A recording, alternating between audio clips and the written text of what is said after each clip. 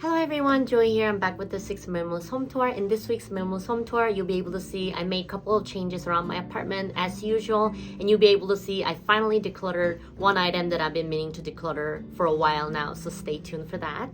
And for this week's Minimalist Home Tour, I would love to focus on this one idea that minimalism at the core is also a practice in getting in touch with your own heart. Do you have an item in your house that you're supposed to love or that other people tell you that you're lucky to have, but for some reason you're quite stressed out and you're not very happy with the item? Or maybe you do love the item, but it's actually causing you more stress and sadness. Truth is, it doesn't matter how much you pay for the item or how precious it is or how much history it's supposed to have, how others tell you that you're so lucky to have this item. At the end of the day, all of us individually are responsible for our own possessions. And if that item doesn't bring you happiness anymore, or it does bring you happiness but it's just not worth it, then it is your responsibility to be honest with yourself and figure out what your heart tells you.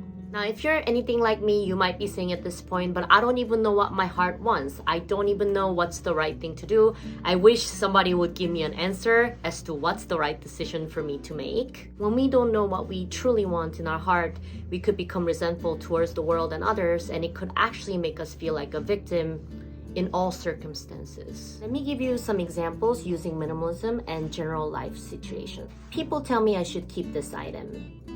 They told me to do this with my life and now I'm unhappy. I was told I should be grateful for this item, but I'm actually quite stressed. I did everything that I'm supposed to do according to others' standards, but yet I'm still unhappy. Same thing can be applied to decluttering something that you did not want to declutter. For instance, they told me I should desire less and minimize, so I got rid of everything that I actually wanted. Now I regret it and I'm sad about it. I thought I should deny myself of my own wants and desires, and right now I feel like my needs and wants aren't met. So you see, when you're not in touch with your heart and figure out what it is that you really want or don't want, you actually ended up feeling unhappy and you feel like the world has failed you. But the thing is, all of this can be solved if you learn how to listen to your own heart. And even better news is that listening to your own heart is a skill that can be trained and learned by not only staying in touch with your feelings, but also if you cannot seem to figure out what it is that you want, by experimenting and learning and feeling. Also, please remember that there is always a possibility of failure, and it's okay. How do we know that we truly value something if we never felt the pain of losing it? How do we know we won't be happy and free when we don't take the initiative to get rid of something and feel what it's like? Ever since birth, life is about learning and experimenting and learning again, and then ultimately growing from our experiences. And I can tell you from my personal experience as a fellow human being, the more we try to learn from our experience by taking action, by taking initiative, by experiencing both the highs and lows of our decisions, we're actually eventually able to figure out what our heart desires instead of being paralyzed into this fearful inaction. When we finally become brave enough to experience life to its fullest, including grief, pain, and loss, as well as happiness, and allow ourselves to feel deeply, is when we can truly learn from experience and truly grow and live a life that's authentically ours. This is why I always say it's okay not to be perfect as long as you're working towards being better. On my personal side of things, and you can call me shallow for this, but lately I've been feeling the need to take care of myself more when it comes to beauty and how I present myself. I would love to dress a little nicer. I would love to invest into skincare a little bit more. I just want to feel valued and beautiful, not only internally, but also externally. And you might be able to see such changes reflected in my minimalist home as well. Again, in the past, I've had period where I focused on my looks a lot more, and then I focused on saving a lot more, and then I focused on working on my inner self more. And I think I'm coming full circle into figuring out what it means to be beautiful, both outside and inside for myself. And I don't think the external beauty or how we present ourselves using fashion, hair design, makeup, skincare, how we groom ourselves, how we carry ourselves. I don't think those things are any less valuable than the inner work that we have to do, because we are physical beings.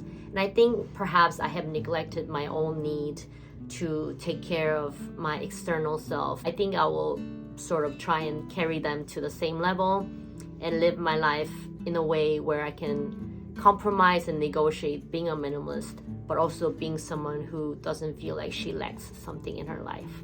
And with that, let's start this week's Minimalist Home Tour. Hello everyone, welcome to this week's Minimalist Home Tour. As you can see, I finally decluttered another bed cover, so now I only have one. It's a lot easier maintenance. Originally, I was gonna take the mattress cover back to my folks, and then I asked my mom about it, and then she said I could just trash it. So yeah, I threw away the duvet, and then now I have this one that's easier maintenance. I have a zipper here. I've had this bed mattress for quite a while now, so I'm very, very happy about that. And this is kind of a panoramic view of my home. And of course, there's my white wallpapers. Now, I'm not going to act like my home is perfect, because I have to tell y'all, if I turn on the AC, there's been some water leakage coming out from this pipe. So it's actually stressed me out to a point where, you know, it's not a big issue right away, but I've had like mini problems around the house constantly. It's really frustrated me, and I think the last draw was kind of seeing pull up water after I had already asked for them to replace the wallpaper. So I've already told the landlord, but the way I see it is the rent is up at the end of November, and if he doesn't fix it soon enough, before then I'm actually going to start looking for a new apartment, because enough is enough. And then over here, of course, is my off-season clothes I keep in my suitcase. That's like off-season clothes closet. And then here's clean laundry that's folded. And then we'll move into the fridge. Of course, there's some food trash and frozen ice and some shrimp that I need to eat. Those shrimps are very, very old. And of course, there's a bunch of things that I need to cook. I haven't really been cooking at home. I was out of town, obviously, with my family. And then I went out quite a bit, so I don't have a lot of stuff.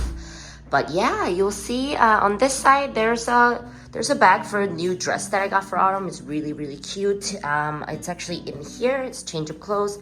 I left my backpack at work yesterday, so here are some backpack worthy clothes that I put away. There's actually clothes I'm going to wear today in that bag. I just put it away so that it looks clean when I do the home tour for y'all. And we'll move into the bathroom, but before then, so I usually have a bag here that I keep for dry laundry that I'm not ready to fold. But that bag I've actually taken to work because I had a bit of towel laundry, quite a lot more before, so that's what happened. And then we'll move over here. You can see, obviously, there's my shampoo, conditioner, and then there's two scrubbers, smaller scrubber for top surfaces, repeat after me, big scrubbers for bottom and toilet and stuff like that. And then of course there is a spray, and yeah, up here is just my foam cleanser, and then there's, you know, mouth gargle, and up here there's really nothing much. There's like a portable cleansing foam, again an extra one because my mom gave me one. And then I actually have feminine hygiene products because I don't know what's going on, but I'm actually having some bleeding. So if y'all have been watching my channel, you would have noticed I don't really have any pads or tampons, or didn't, because I am on long-term birth control. So I usually don't get any periods, but lately I've been getting some irregular bleeding.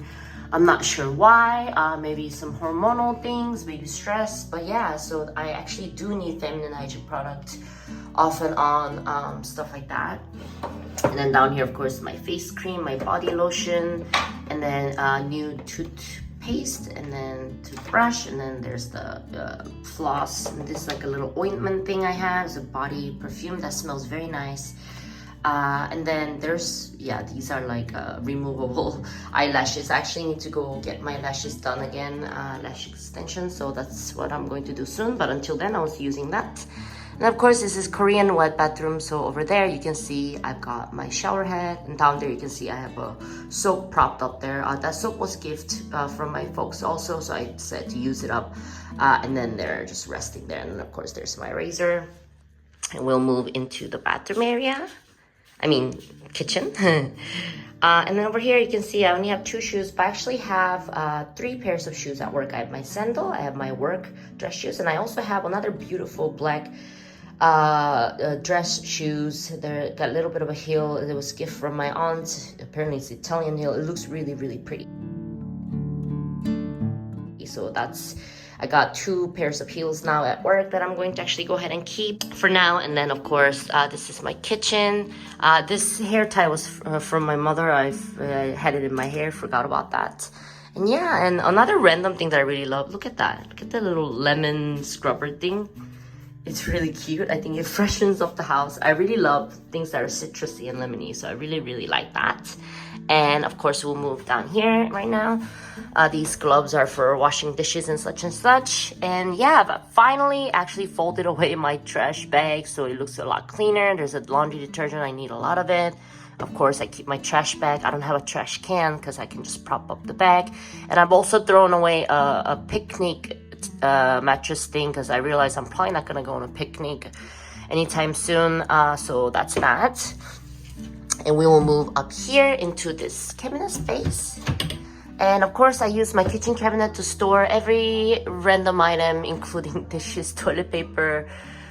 This is like a Febreze, and then there's like bunch of random miscellaneous items in here. Anything between passport and sunglasses. And up there is my luxury bags and other bags and so on and so forth. And of course, in here, there's nothing much except my seaweed, which I love snacking on. So yeah, that is my home tour for this week, and let's just go to the outro. I noticed I accidentally deleted my original outro footage, so y'all can see me one more time. But I hope y'all liked it. If you liked it, please like and subscribe, and I'll catch y'all next time with more content.